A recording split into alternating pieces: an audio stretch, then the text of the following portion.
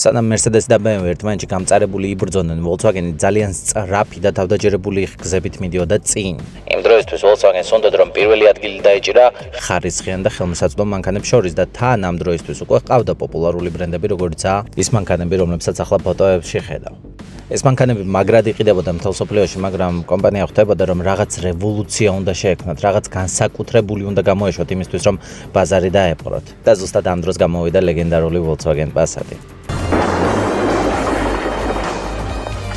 The new Volkswagen Passat. It's built like all Volkswagens. გარეგნულად ახალი Passat ისე განსხვავდებოდა ყველაფრისგან, რაც აქამდე Volkswagen შეუქმნია, რომ ხალხი ფიქრობდა, რომ რაღაც გასაოცარი შეიქმნა. დიზაინი უფრო მაგარი, უფრო დიდი ბორბლები, მოტორი, რომელზედაც Volkswagen-ი ამბობდა, რომ 400,000 კილომეტრს გაივიდა რემონტის გარეშე. და ზუსტად ასეთი მონაცემების გამო დაიმსახურა Volkswagen-მა მაშინ ხარისხიანი მანქანის სახელი, რომელსაც დღეს ნახდოდ აღარ ატარებს სამართლიანად.